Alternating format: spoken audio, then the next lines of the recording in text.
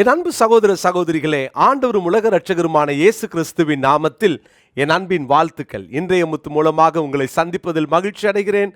கர்த்தர் தாமே உங்கள் ஒவ்வொருவரையும் ஆசீர்வதிப்பாராக. எனக்கு அருமையான தேவனுடைய பிள்ளைகளே, இந்த நாளிலும் மறுபடியும் உலகத்தை குறித்து நாம் பார்த்து கொண்டிருக்கிற வரிசையிலே யோவான் சுவிசேஷம் 17ஆம் அதிகாரம் 16ஆம் வசனம், நான் உலகத்தான் அல்லாதது போல அவர்களும் உலகத்தார் அல்ல. நாம் இந்த உலகத்துக்குரியவர்கள் அல்ல என்பதை இயேசு தன் ஜெபத்திலே மிக அழகாக அவர் ஜெபித்து காண்பித்தார், வாழ்ந்து காண்பித்தார், நம்மையும் எச்சரித்திருக்கிறார். பல நேரங்களில் இந்த உலகம் நம்மை இழுத்து தம் வசப்படுத்த முயற்சிக்கும். ஏமாந்துராதீங்க. பல காரியங்களை கர்த்தருடைய கிருபையினாலே நாம் தியானித்தோம். அருமையான தேவனுடைய பிள்ளைகளே, இன்றைக்கும் இந்த உலகம் வைக்கிற இன்னொரு சவால்.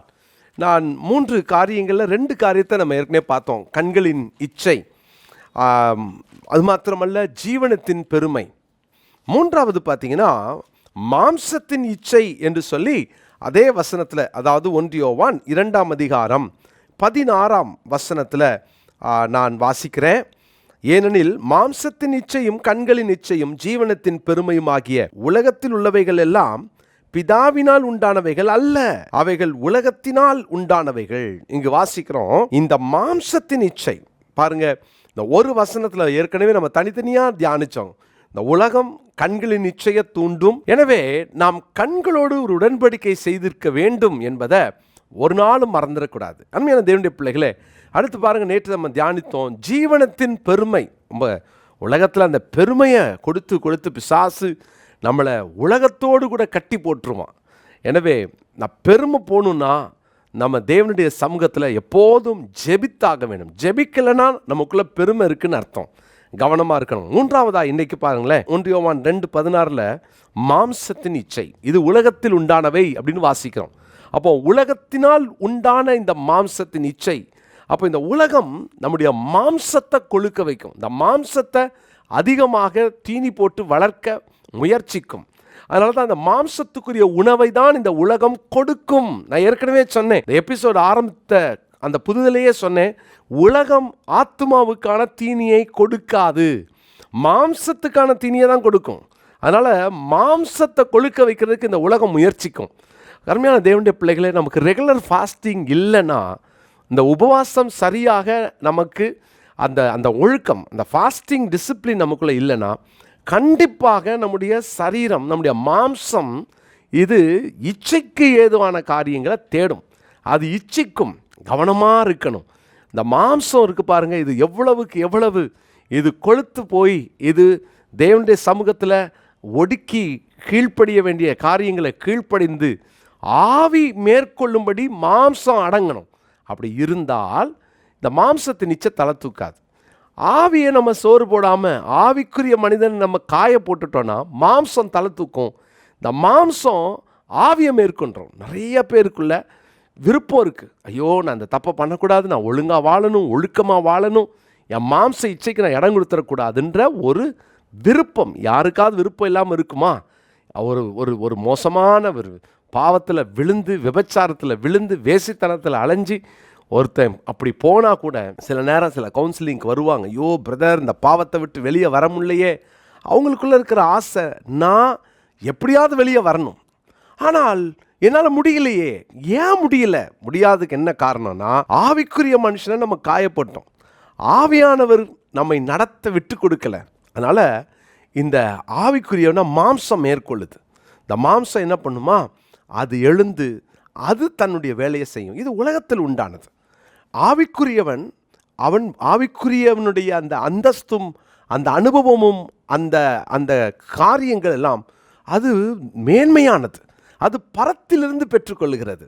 அதனால தான் பரத்திலிருந்து, உன்னதத்திலிருந்து வந்த பரிசுத்தாவியானவர் எனக்குள் வந்து வாசம் பண்ணும் பொழுது அவரை நான் ரொம்ப கவனித்து அவருக்கு நான் செவி கொடுத்து அவரோடு நடக்க பழகும்போது மாம்ச இச்சையை நான் நிறைவேற்றாமல் இருப்பேன். வாசிப்போம், கலாத்தியருக்கு எழுதின நிருபம் 5ஆம் அதிகாரம் 16வது வசனம். பின்னும் நான் சொல்லுகிறது என்னவென்றால், ஆவிக்கேற்றபடி நடந்து கொள்ளுங்கள், அப்பொழுது மாம்ச இச்சையை நிறைவேற்றாதிருப்பீர்கள்.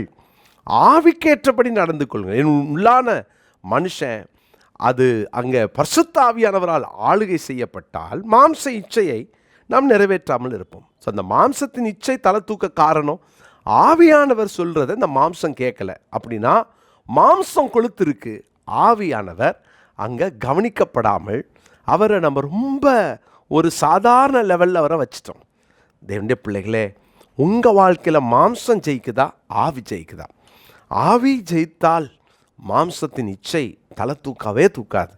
இந்த உலகத்தில் இருக்கிற வரைக்கும் இந்த மாம்சத்தை ஒரு நாள் நீங்கள் ரொம்ப கவனிச்சிட்டிங்கன்னா, ஆவிக்குரிய அந்த அனுபவங்களை கவனிக்க தவறிட்டா, அங்கே அந்த ஆவிக்குரிய அனுபவங்களுக்கு முன்னுரிமை கொடுக்காவிட்டால் இந்த மாம்சம் ஜெயிச்சிரும்.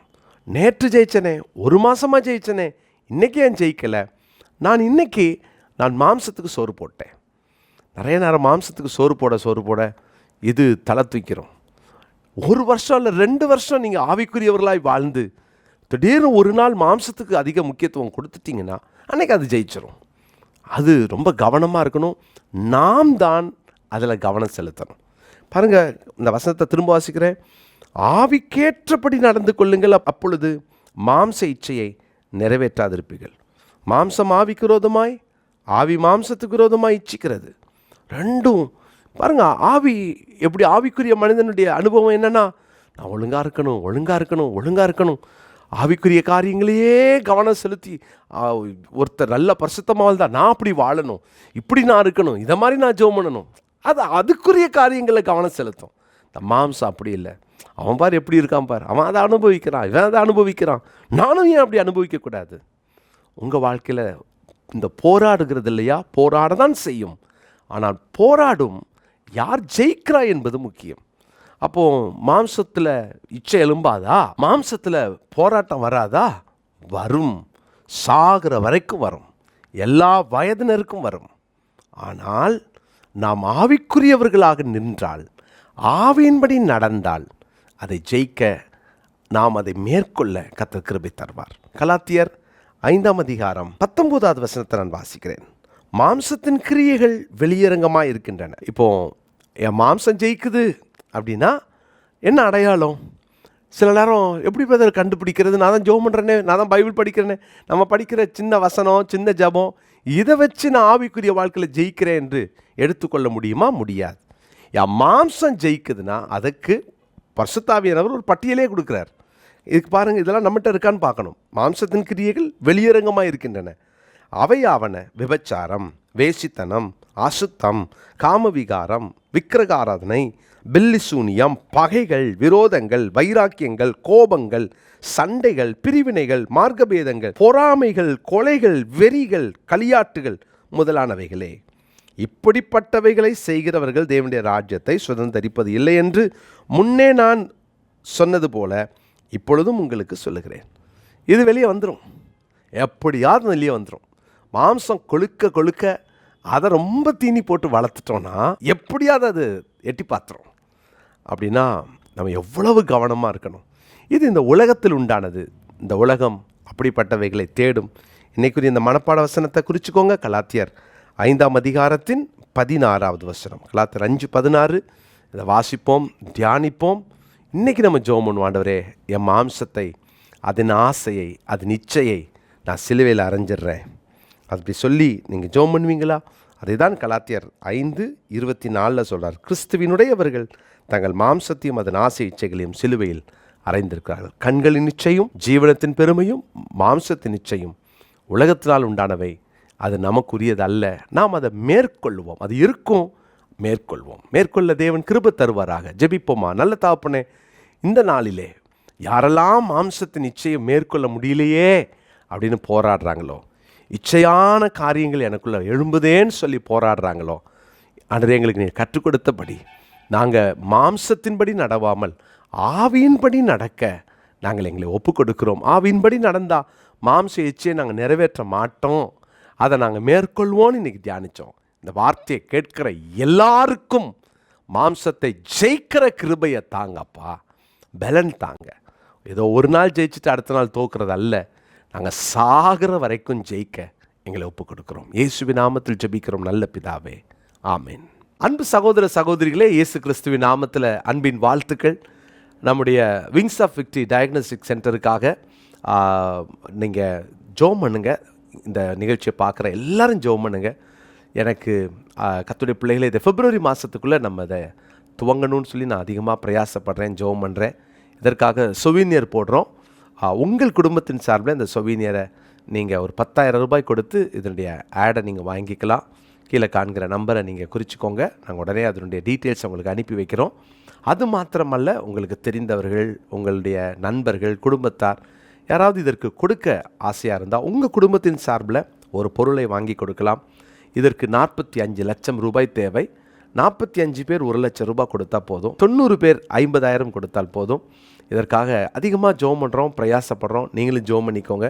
டயாலிசிஸ் சென்டருக்காக தொடர்ந்து ஜெபம் பண்ணிக்கோங்க. இன்னும் டயாலிசிஸ் சென்டருக்காக ஜெபிக்கவும், மாதம் 1000 ரூபாய் அந்த டயாலிசிஸ் பண்ணுற பேஷண்ட்டை கொடுத்து தாங்கவும் நீங்கள் இதுவரைக்கும் முன் வரலன்னா கீழே இருக்கிற நம்பருக்கு உடனே தொடர்பு கொள்ளுங்கள்.